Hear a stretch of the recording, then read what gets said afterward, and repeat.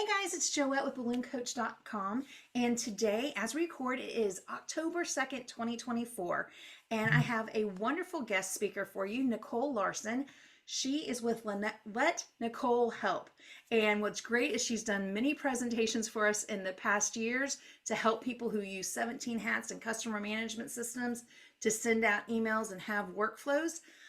She is known as being the person who works with Sarah Meyer from the Bright Balloon podcast and Wisconsin Balloon. If you haven't heard her podcast, you definitely need to go to check that out.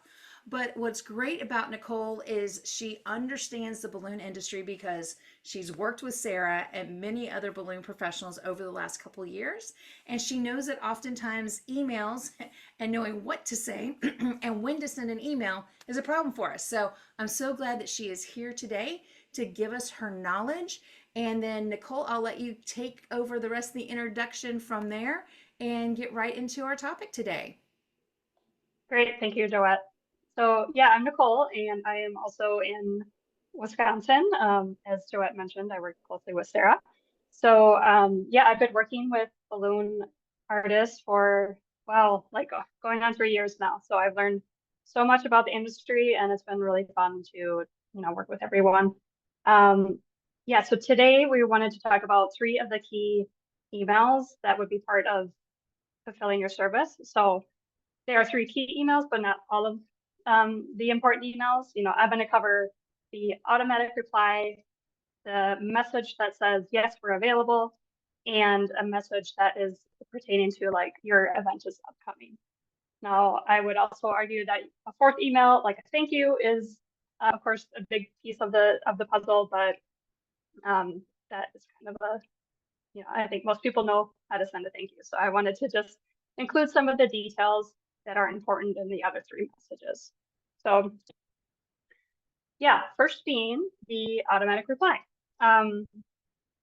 Who here uses a CRM or hey, Tiffany, uses a CRM, or I know some people do like a Google form for their, inquiries, but So in the text, guys, type what you use. Like if it's an email platform, as a CRM, put that in there. Yeah, like how do you take your leads? We're seeing one CRM, a couple of other CRM. Yeah, so almost every CRM you can think of, I'm seeing a lot now. Yeah, you're going to be able to set up a automatic reply to go out as soon as somebody fills out your lead capture form. So things that are helpful to put in this message are, one, we're checking our availability for your date. We're going to get back to you as soon as we can. And secondly, if you're not able to collect images on your lead capture form at the time that they inquire, those images are so important to get an idea of what their vision is and to really kick off that decor conversation. So in your automatic reply, you could also say, send along your inspiration pictures now so that we can begin visualizing this, and, behind the scenes, perhaps if their inspiration is not of any interest to you, maybe you already know that this is the job you're going to, skip or something, if they reply with those. But we're thinking, again, we're checking our availability. Please send us your photos. And most importantly, here are the next steps. Like, here's what to expect moving forward. So just by inquiring, you're not like on our calendar, right? So here's what to expect moving forward. I'm going to either send you a questionnaire. I'm going to give you a call. I'm going to send you a catalog, all these things that you can say, here's how we move forward from here. So this is all in that automatic reply. The last idea would be sometimes with these CRMs, we get caught in spam, or any email, honestly. Email is more and more getting, stuck in spam.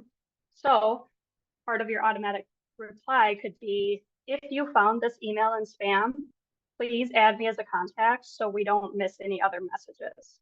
So if you're feeling that as a pain point currently, I would definitely recommend you add that to your auto reply now, so that you're getting them instruction to add you to their contacts and less likely to end up in spam that way. So then all these things kind of let them know you've received their inquiry, you're giving them a heads up on what to expect, and maybe you're even getting that decor conversation started because you've asked for their pictures. So then the next email, or I'll answer any questions about automatic reply before we move on, if there are any. So guys, do you have any questions about that automatic reply after people fill out the initial form? Feel free to open your mic or text it into the chat.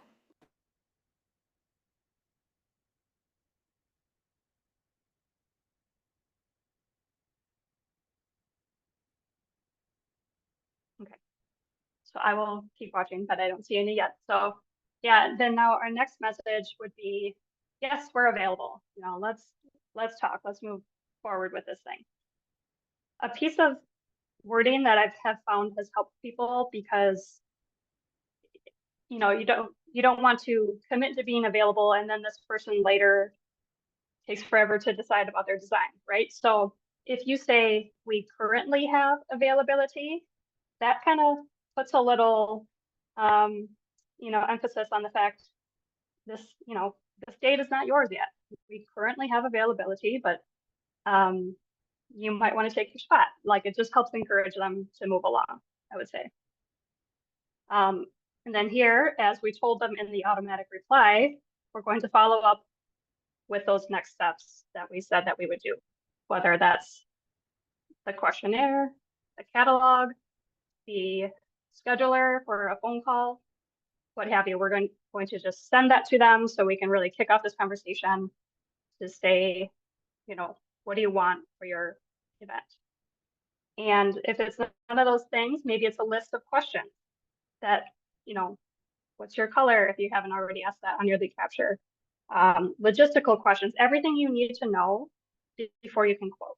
Try to get as much information between that lead capture form and then this point of the process so that perhaps even if they're answering all your questions effectively, your next message is your actual quote. So that might be rare, but you're going to try to want to group all of your like logistical questions in this available type of email. And then lastly, in this message, I think you want to even reconfirm that your event is not booked yet. At the end of it, kind of sign off by saying, you know, once you give me these details, I can provide you with a quote or an invoice, and your event will be officially booked when you pay the deposit, or, you know, whatever terms you like to use in terms of deposit. But something that reiterates, nothing's official yet. We need more from you. Here's what will make it official type of idea. So somebody mentioned that they love the idea of I'm currently available. Yeah. I found that to be, really key to like get them to say, oh, well, that makes them feel like you're busy, and you are, you know, and they better get on your calendar if they want you at their event. So And yeah, the other I've seen thing it is, made a big difference. I Yeah. know, Nicole, you said the word deposit. Just to throw it out there, though, you guys do not need to take deposits. Feel free to just ask for payment in full up front. That is how like 90% of companies do it these days, to not have to have the stress of being a money manager and having to go back and get the full payment later on. So never feel bad about just taking all the payment up front, and never feel like you have to take just a deposit. Yeah. Agreed. Yeah. I've worked with all kinds of people who take all kinds of payment policies, but whatever yours is, you make it clear in that, you know, available type of message. Like, here, this is what will make you get on my calendar for real. Whatever that is for you. Yeah, Isabel wrote, we have one more spot. I like that. Yeah. Always a first come, first serve. Yep. I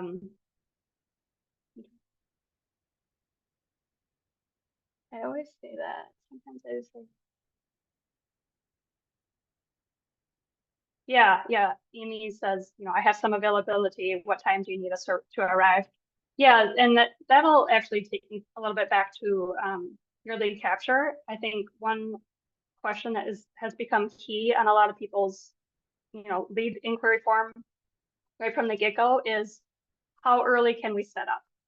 Because when this event comes in and you legitimately do have another event on that day, how can we map this out to accomplish both? So knowing right from the get-go how early you can set up potentially is a great way to, know if you're actually available.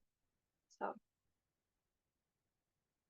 yeah, so again, in the available message, we currently have availability. Here's my catalog. Here are the questions I need you to answer.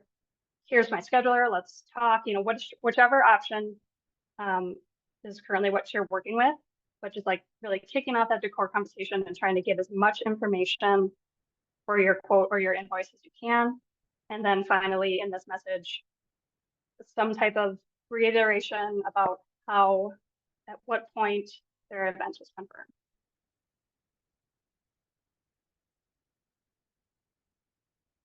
Yeah. Okay, so then my third, I do have another one. Yeah, so I'm seeing Isabel's comment. I do have another event that day. Can I send my questionnaire?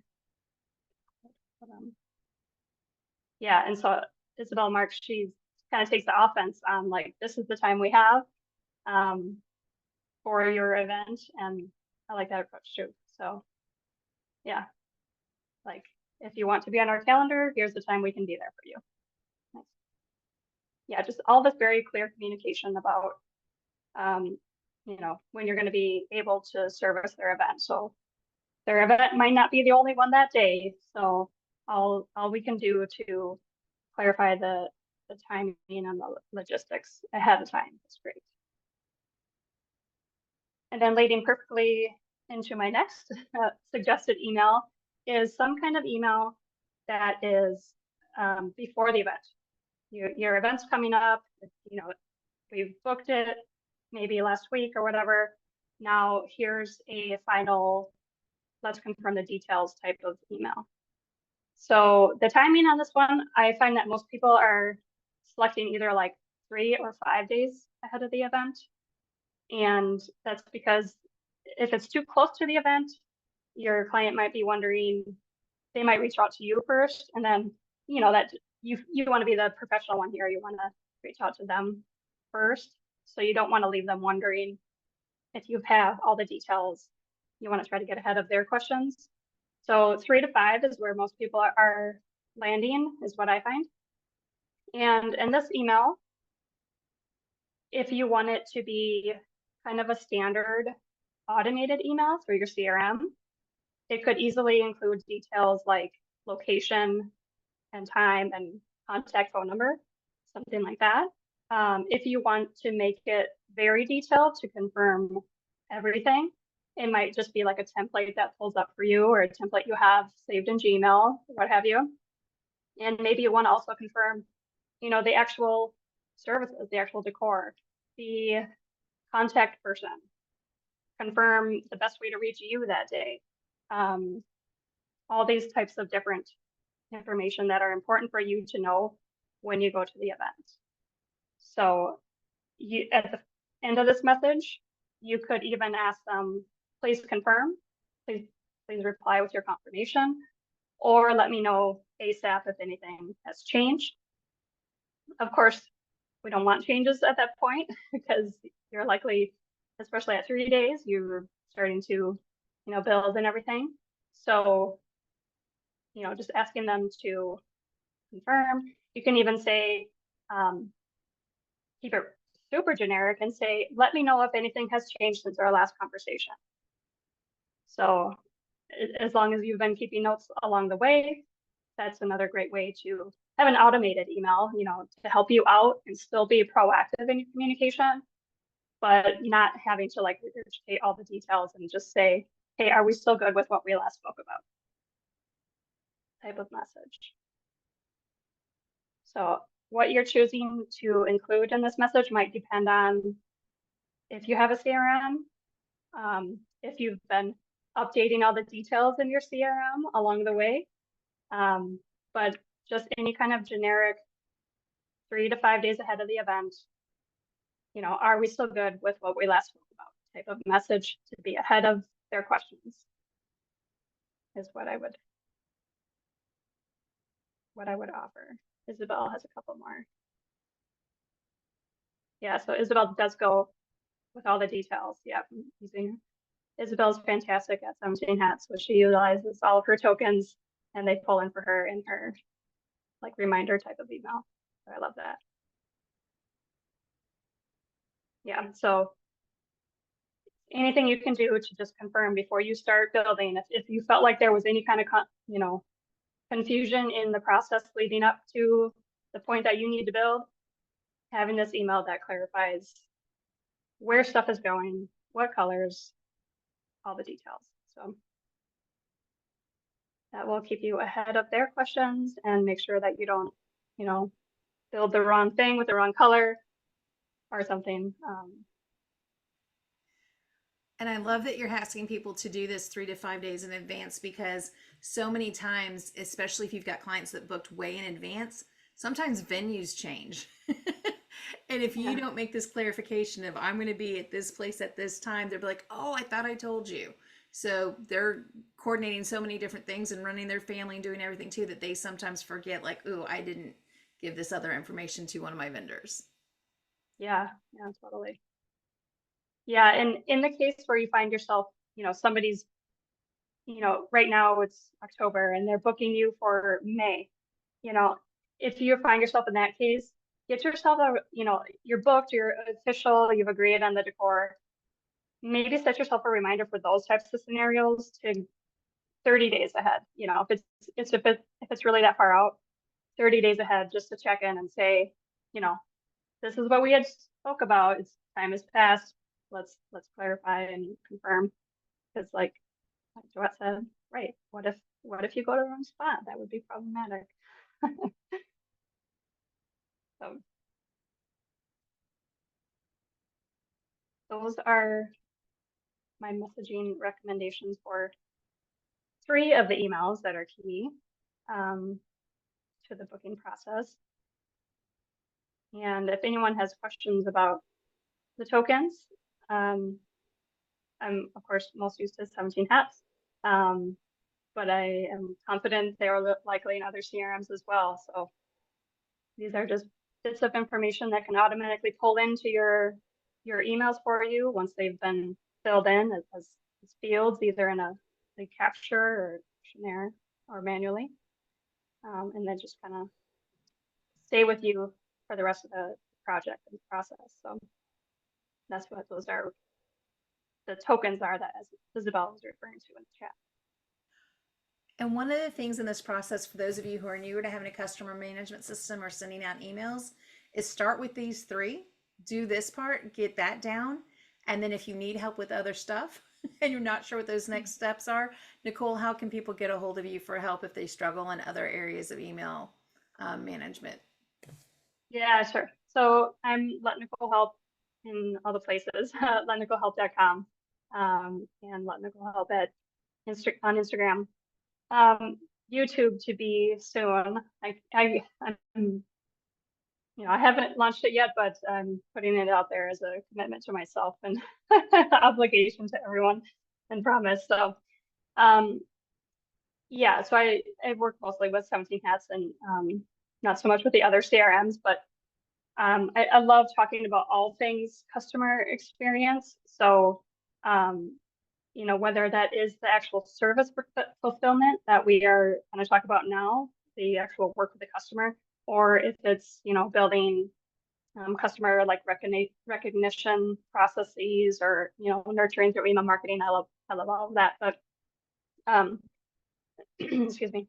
Yeah. So starting slow, if you're not even with a CRM, get yourself some Gmail or, Outlook templates that just hold this information, and put up each job and fill in their information as you go. But these 3 emails will really keep that process moving and keep you ahead of the questions.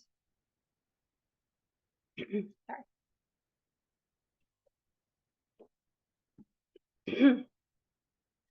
And how long do you think is too long for emails? Yeah, there's definitely a point here where too much information is just overwhelming. I would agree. And so we do want to minimize that. I think if you have people commonly replying with questions that you know you've answered in a previous email, I might see how you can take out some of the language in that perhaps previously overwhelming email and like split up your messaging elsewhere.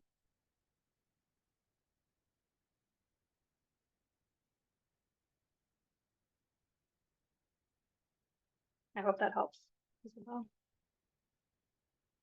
Yeah.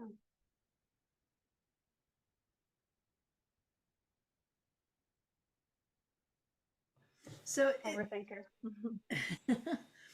when you're actually creating emails, is there any rule of thumb, like it should only be 5 questions max that you have them answer, or that they should only have to answer 3 questions, or like if they're having to answer more questions, that it needs to be in a format versus in an email? Because like I know for me, when people send me an email and it's got like 9 different questions, so then I'm having to copy and paste that, and then I have to go in and figure out how do I make it a different color so that they see my answer and that kind of thing. Is there anything that you've kind of seen as a rule of thumb on that? Yeah, I feel like if it's going to be anything more than 5 questions, you're probably going to want some kind of form that they're filling out or questionnaire or something. Um, so then that way they're kind of, when they are clicking into a form, they're expecting it's a form. It's not just 2 questions. I'm going to have to, give this thing some thought, and it'll preface it with, you know, when you provide this information, I'm going to be able to give you an accurate quote. So kind of just like reminding them, here's why I need this information. Here's why it's important. Um, and please, fill it in as much as you can. I think also it's something that will help if you're not in a CRM and you don't have like this secondary form that you can use for people, but you do have more questions. At least put them in that like bullet list. So I think that's easier to just visually see and absorb for people, rather than just question after question in this long paragraph. Give them line items that they can reply to. And if it's like a this or that type of thing, literally like list out those choices. Do you want us to return for the framing, or do you want to return it to us? Some people offer that. So like, don't just ask, how will we get the framing back? Ask specifically which one of these options, and then they can easily give you that answer. Because if you don't let them know what their options are, they may have no idea how to answer your questions.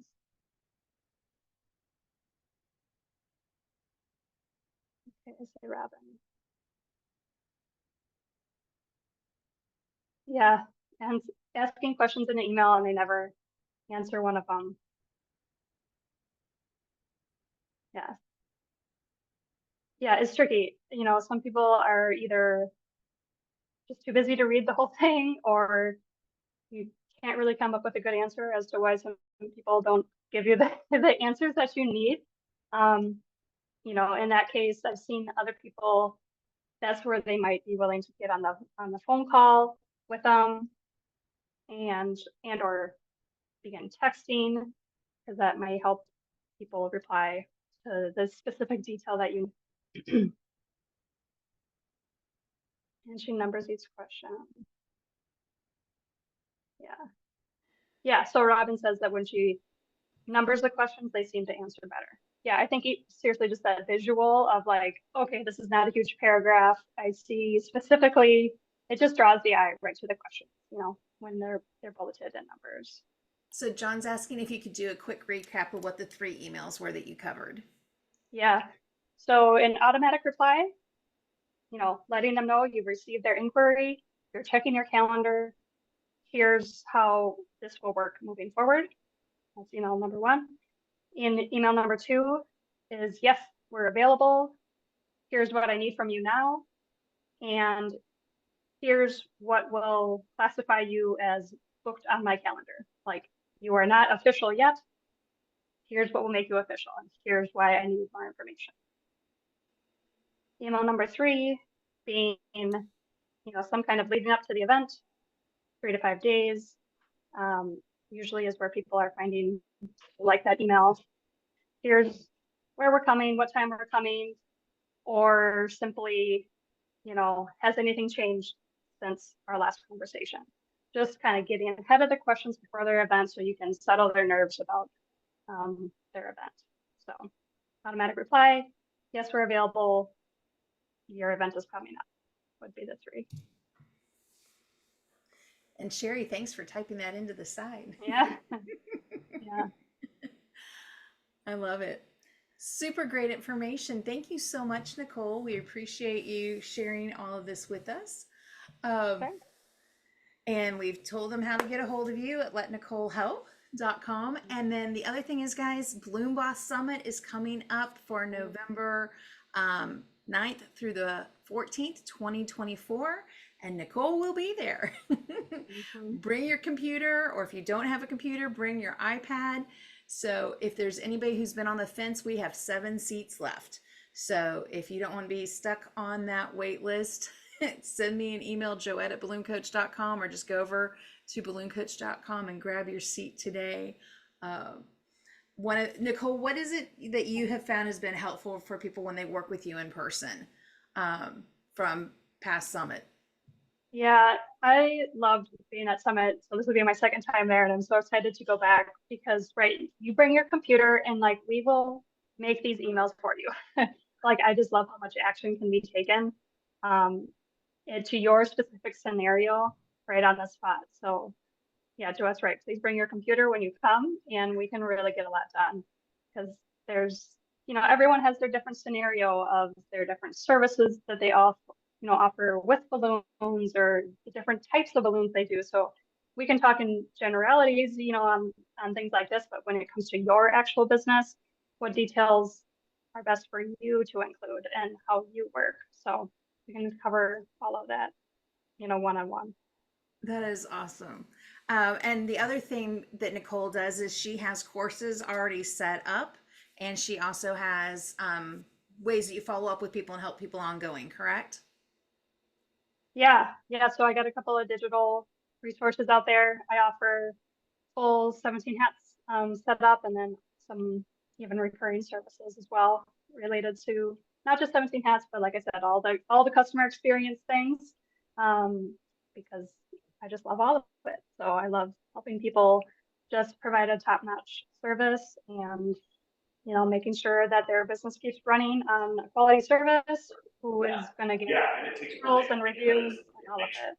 Just a second. What's going on? There we go. Not sure who that was. There, it looks like we got muted. So here's the thing that I want to just share for anybody that is in that position where you're like, I have my customer management system, but it's not all working right. Especially if you work with 17 hats, she's got great, in-depth experience with that. Is that one of the things that I have found over the years is that you have to hire out your weaknesses. And so if you feel like something is not working with your workflow, check and see with Nicole what she has that can possibly help you out with that, so that you just don't stay stuck. And for me personally, as Balloon Coach for 9 years now, I have 2 virtual assistants. Without them, I would not have automation. You would not be able to pay me. I wouldn't know when you didn't pay for things. So I've always said, if it wasn't for those people helping me run my business, things would not work correctly. So feel free to hire out, or also just get in with Nicole to get some of those questions answered that you need. So guys, any other questions that you have for Nicole today? On a recap on the 3 emails to send out, or any difficulty you've had with wording that you've used in the past? And if nobody speaks up, what I will do is I will turn off the recording, and anybody who's watching this as a replay, everything we do with Balloon Coach is recorded. And then at the end, we turn it off for live conversation that sometimes people are not comfortable doing during the recording. Fudge, did you have something you wanted to say before I turn off the recording? Nope. Okay. So again, if you want to come to a hands-on training, if you want to have other support, BalloonCoach.com is here for you. Check it out. Let Nicole help is there for you when it's specific to customer management systems. And you can always email me, joette@BalloonCoach.com, or on Balloon Coach website on the homepage. There's a place for you to schedule a 10-minute free with me, and I can get you Nicole's information if you missed it in the things that she said today. So guys, thank you for being on, Nicole. We appreciate it. And we'll go into our after talk. Thanks, Joette.